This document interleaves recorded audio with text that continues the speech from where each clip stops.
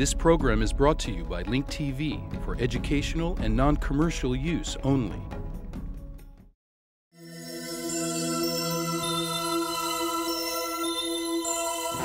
Mosaic, a daily news program from Link TV, presents a selection of news reports from independent and state-controlled broadcasters from throughout the Middle East.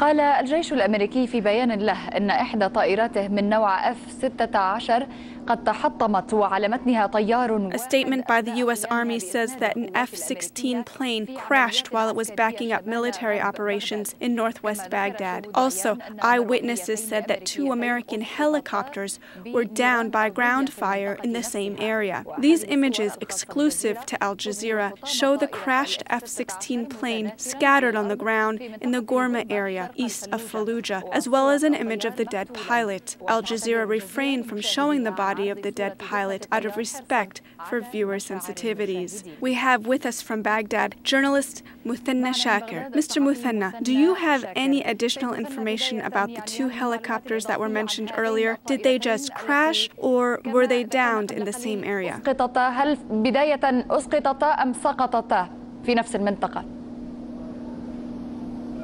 نعم، حقيقة هناك معلومات مؤكدة تشير بأن هنالك 3 طائرات مروحية أسقطت. Yes, actually there are confirmed reports indicating that 3 helicopters were downed by armed assailants' gunfire before the U.S. F-16 fighter plane crashed. American occupation forces try to hide this information and have not commented on it until now. However, there are confirmed reports that 3 helicopters were downed by armed fighters today before the F-16 plane crashed. This is the first time that armed fighters downed a plane of this kind using weapons that are considered non-traditional. The U.S. occupation forces have not announced anything yet.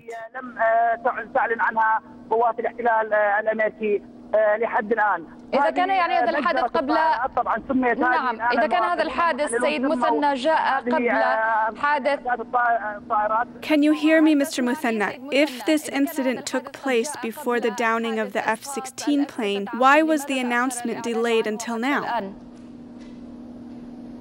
نعم، قوات الاحتلال الأمريكي وكما تعلمون أنها دائما تخفي معلومات كثيرة عن الإعلاميين وتكتفي بالتنويه عن الشيء. Yes, as you know, the American occupation forces have always withheld information from the media, disclosing very little information. The American occupation forces did not comment on the downed F-16 plane until after the media reported it and the incident became known to everyone.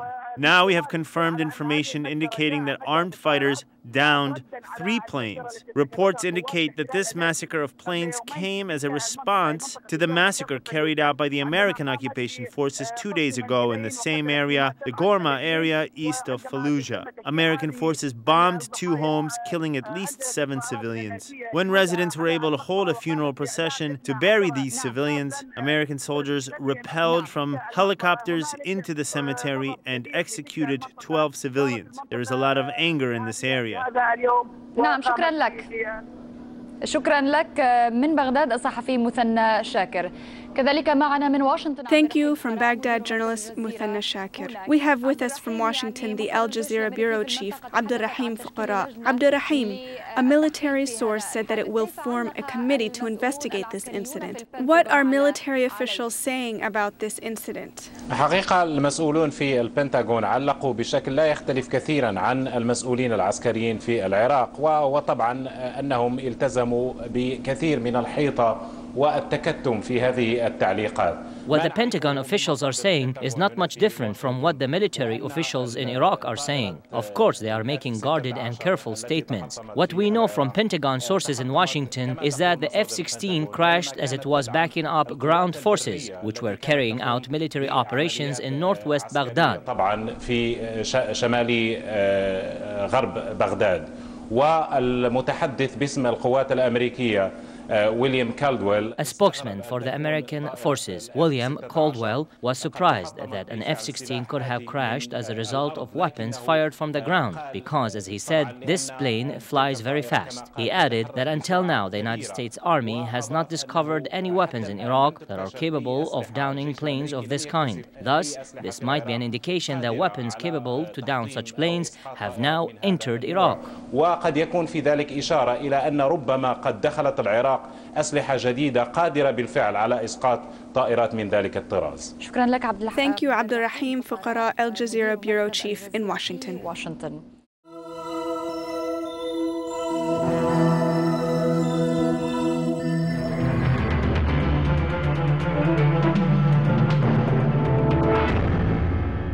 Craftsmanship in Iraq is not what it used to be. Thanks to modern technology, many craftsmen now use electric machines and tools in their professions. However, this industry has been facing problems due to the lack of public services and frequent power outages in light of the current situation in the country.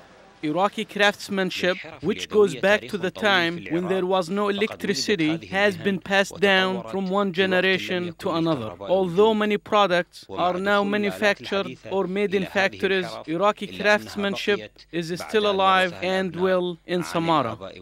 I inherited this job from my father, who inherited it from his father. Our family has been in the business for nearly 100 years. We make many products like wooden tables, as well as garden tools.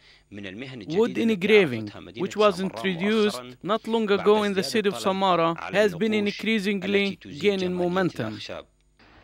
Wood engraving is a fairly new profession, which was introduced to Samara nearly 3 years ago. We use electric tools and machines in our business, but 40% of our work is done by hand. One of the oldest and most difficult professions is furniture restoration, which was previously done by hand using sticks and ropes. Most craftsmen now use electric machines in their businesses.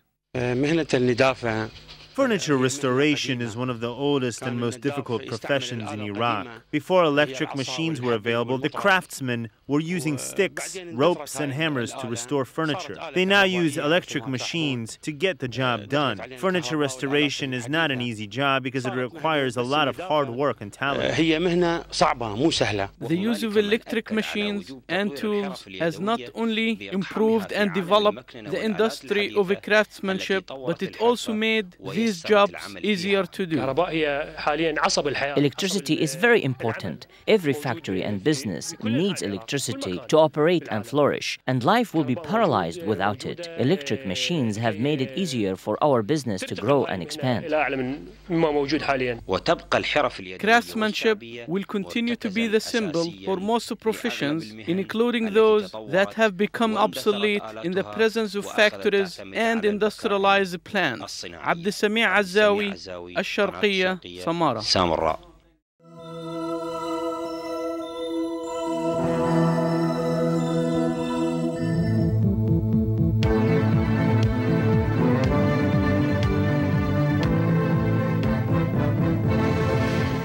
Iraqi President Jalal Talabani arrived in Tehran hours ago, heading a high-ranking delegation, and was officially welcomed by his Iranian counterpart Mahmoud Ahmadinejad.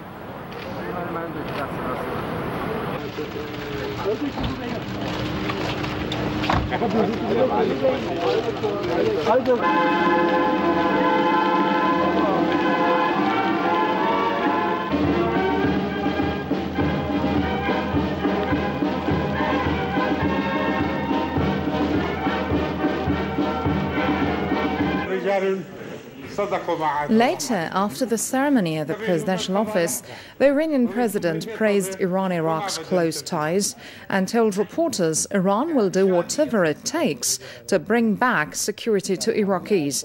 President Ahmadinejad also said Tehran embraces a developed and secure Iraq in its backyard. The Iraqi president, in turn, appreciated efforts made by Iranian officials to restore stability in the region and said Baghdad is counting on Iran in tackling its current problems.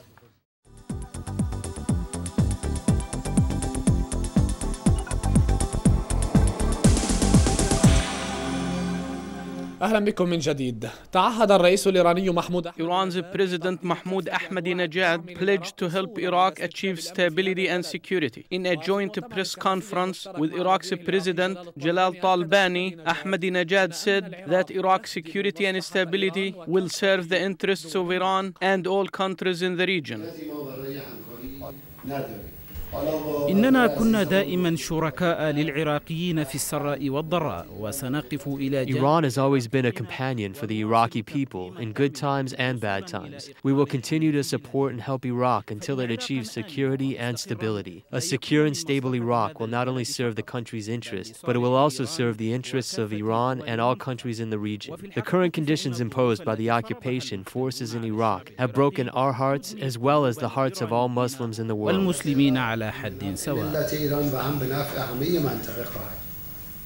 We have with us in the studio Hassan Hashemian, a writer and a political analyst. Mr. Hashemian, welcome. Iraq's President Talabani, who is now in Iran, has asked Tehran for help. What can Iran do to help Iraq achieve stability and security? وما كان قديما هي مساعدة إيران للعراق. Iran has been helping Iraq and the Iraqi government since the collapse of the former regime. However, what's new is a change in the U.S. policy, as recommended by the Baker-Hamilton Committee. لجنة بيكر-هامilton ستعرض تغيير في السياسة الأمريكية وأعتقد هذا التغيير يعني. We can say that these changes are an attempt by the U.S. administration to abandon Iraq. The U.S. is seeking the help of Iran and other regional countries in order to escape the tragic situation in Iraq. الأمريكيين يسعون إلى الهروب ويحتاجون إلى مساعدة إيران والدول الأخرى في المنطقة. ولكن في نفس الرئيس العراقي جلال الطالباني عمليا هو يعتبر. Will Iraq's President Jalal Talabani, who's an ally of the US, succeed in bringing Tehran and Washington closer? In addition, will Talabani be able to get the two sides to start a channel of negotiations? فتح أي باب للحوار أو اللقاء ما بين الإدارة الأمريكية وطهران؟ يعني هناك وجهة نظر تقول أن إذا الولايات المتحدة لن تستطيع أن تتعامل مع الشيعة أو مع القوى الغريبة للشيعة مثل إيران ممكن أن تلف إلى مثلا. One of the scenarios is that if Washington fails to reach a consensus with the Shiites or their affiliates in Iran, it may turn for help to other sectarian groups such as the Sunni Arabs. Iraq's President Jalal Talabani has delivered a message to his counterpart Ahmadinejad asking him to end his country's showdown with the U.S. Moreover, Talabani asked predominantly Shiite Iran to appeal to Iraqi Shiites so that they do not confront American forces because it is not in Iran's best interest for the U.S. to turn to the Sunnis for help. Once again, Talabani has asked Iran to cooperate with the U.S., not for its sake, but for the sake of Iraq and the withdrawal of occupation forces from the region. Iran has hoped all along for an end to the U.S. occupation of Iraq. بتقديري أنا لأن التعاون هو التعاون الإيراني الأمريكي سيركز على الرحيل القوات الأمريكية من المنطقة ومن العراق وهذا كان أملا وهدف قديم إلى إيران.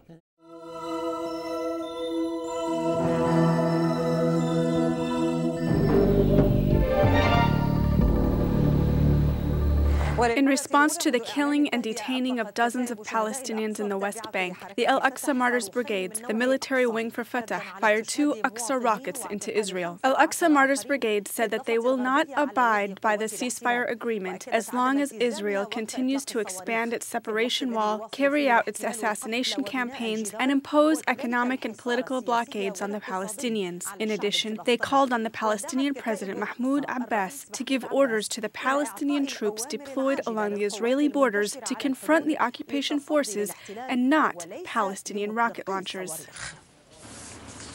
The ceasefire between Israel and Palestine did not last long. The Israeli occupation forces killed a Palestinian leader and an elderly woman in the West Bank. Al-Aqsa Martyrs Brigades, the military wing for Fatah, fired 2 Aqsa rockets into Israel, saying that they will not abide by the ceasefire agreement. In a letter to their government, Palestinian factions in Gaza called on their leaders to reject any ceasefire that does not not apply to the West Bank.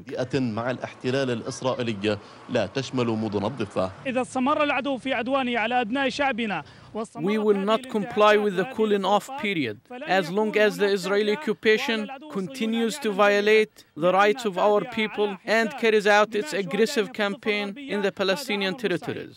Meanwhile, the Palestinian Presidential Office called on Israel to abide by the cooling off period and stop its military escalation in the Palestinian territories. The spokesman for the Presidential Office urged both sides to give the ceasefire a chance in order to help recharge the peace process.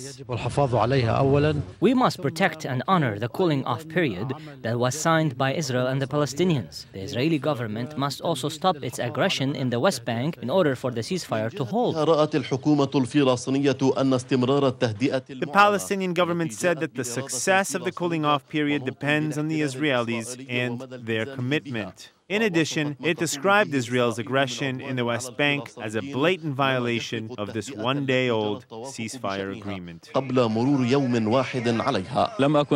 I have never doubted that Israel will eventually agree to a ceasefire with the Palestinians. However, if the cooling-off period does not hold, the Israeli occupation must be held responsible. As far as these ongoing Israeli violations, we will deal with them in a joint session for all Palestinian factions. The cooling off period has serious political implications because it was applied to the Gaza Strip and not to the West Bank. The next few hours will decide whether or not this fragile cooling off will hold. Walid Abdrahman, Abu Dhabi, from in front of the presidential headquarters in Gaza.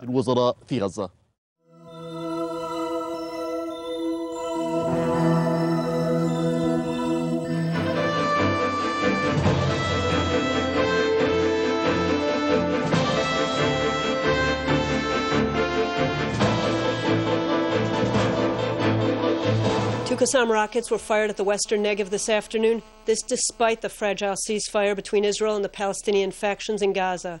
Both rockets landed in open areas, causing no injuries or damage. Ahead of today's rocket fire, Palestine Radio reported that a three-way summit between Prime Minister Ehud Olmert, PA Chairman Mahmoud Abbas, and U.S. Secretary of State Condoleezza Rice is set to take place in the near future. Rice is scheduled to arrive in Amman with President George W. Bush this Wednesday.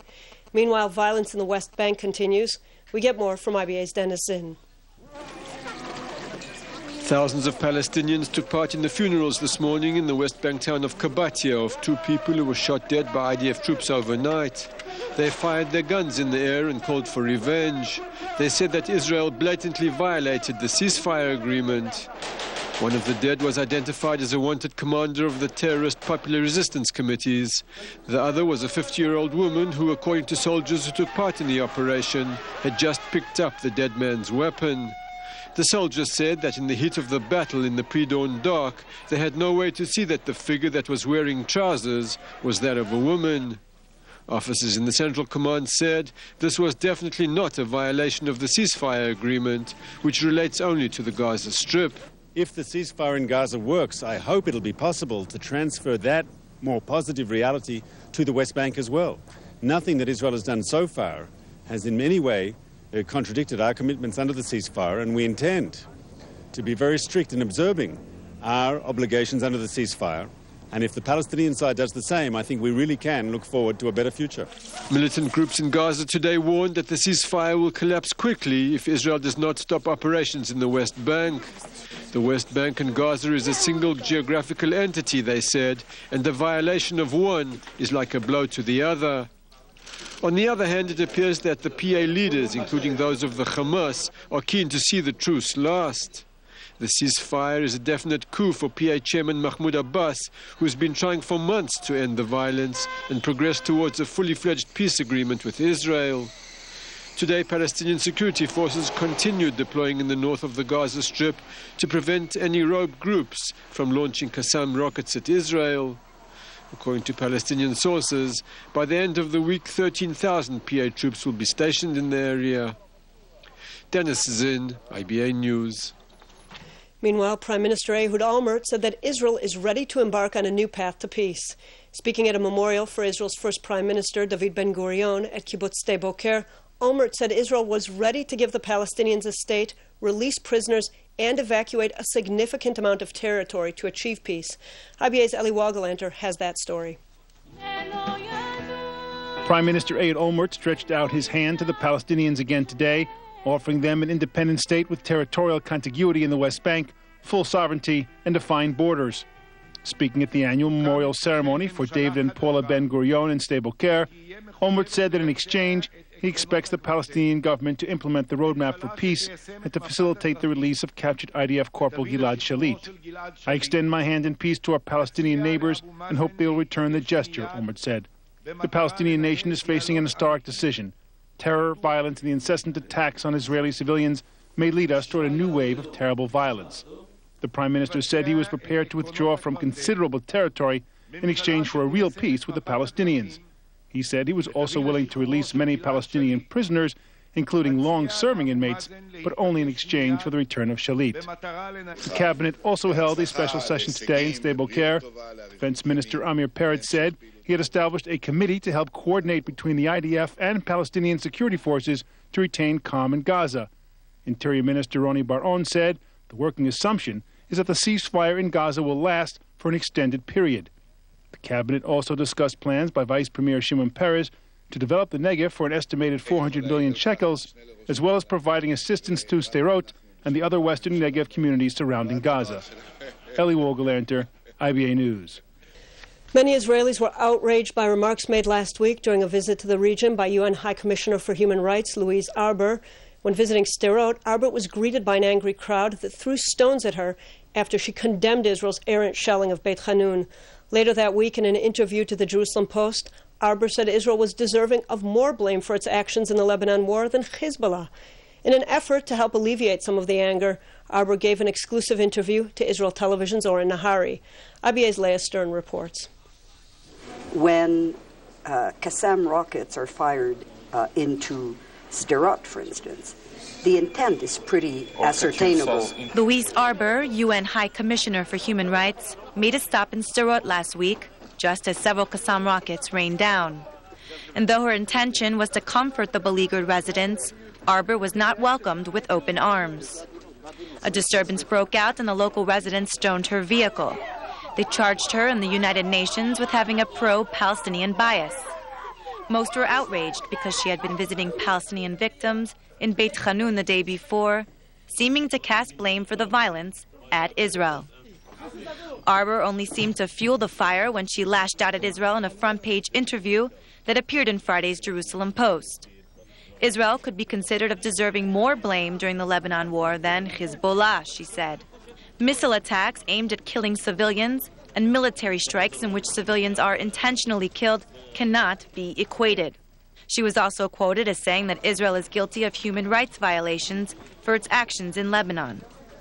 When you kill civilians virtually each time there is a military attack, at some point you have to ask yourself, wasn't that foreseeable that so many would be killed? Meanwhile, in an effort to restore balance, Arbour told Israel Television that there is no justification for the launching of rockets into Israeli cities. From the very nature of the weapon being launched towards a city or a village, it's pretty easy to infer an intent, if not an intent to harm civilians, at least a level of recklessness that in law is the same as intent, right? So this, in your opinion, and by the words that you said, this is against humanitarian international law. Yes. Shortly before Arbour headed home, the High Commissioner held meetings in Tel Aviv with Foreign Minister Tzipi Livni and officials from Israel's Internal Security Agency. Upon her departure, she said, a lasting political solution in the right of both Israelis and Palestinians to live in safety within internationally recognized secure borders is required. In the meantime, however, human rights cannot be put on hold. This is Leah Stern for IBA News.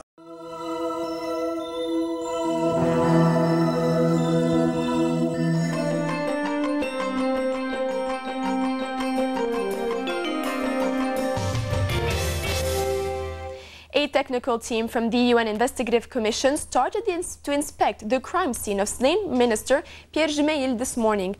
Belgian judge Serge Bramers visited the scene of the crime on Saturday at the head of a UN probe team, a day after a similar preliminary visit by UN investigators. Meanwhile, former President Gemayel said that he possessed some minor details regarding his son's assassination, noting that he was waiting for more evidence before blaming any particular side. Gemayel expressed his hope that the perpetrators be revealed.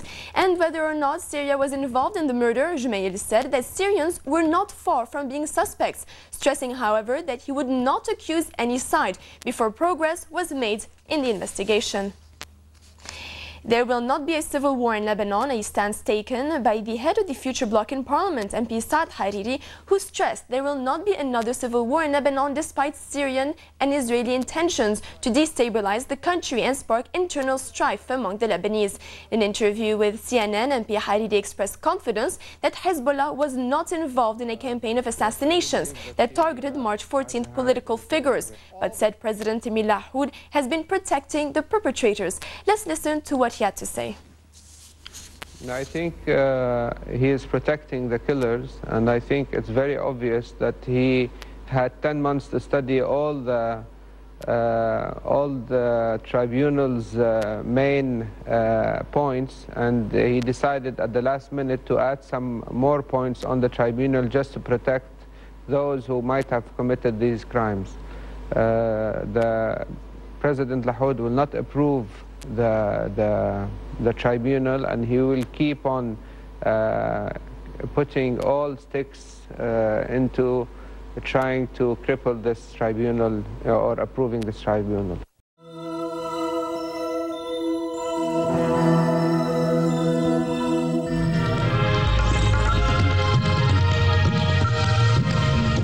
ونختم النشرة بالصفحة الثقافية من فاس التي The Moroccan city of Fez hosted the second annual jazz festival that lasted 1 week. The festival, which took place in the city's old section, also known as the Riyadh, was sponsored by the Fez Department of Tourism. Dozens of Moroccan and foreign musicians and jazz players took part in this festival. Bushra Al-Amaliya reports from the old city of Fez. ريبورتاج رحمة الحناوي وبشرى رائف.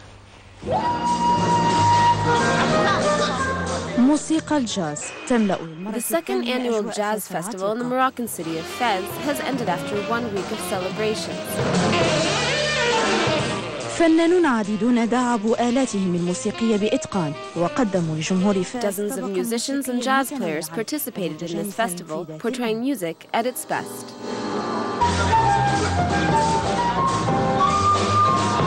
When you spend most of your life playing music, it becomes a part of you. I really believe that God has given me this great gift.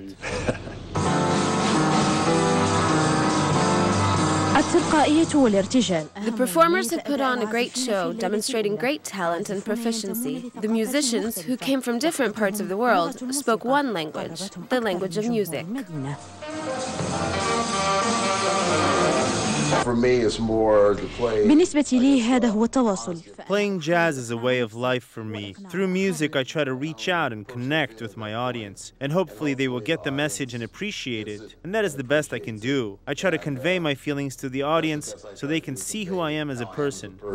Across an audience.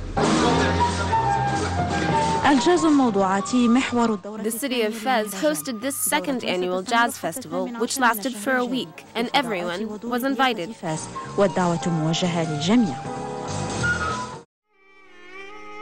The views expressed on Mosaic are those of the participating broadcasters, not Link TV or its sponsors. Please visit linktv.org/Mosaic for more information about these broadcasters, or to view previous Mosaic programs, obtain program transcripts, or receive the weekly Mosaic Intelligence Report.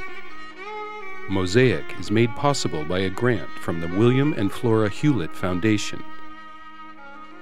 Additional support is provided by the Feyerdahl Foundation, the Otto Haas Charitable Trust, and by committed Link TV viewers like you. If you value this program, please send your tax-deductible contribution to Link TV, either through the website or the mailing address listed on your screen.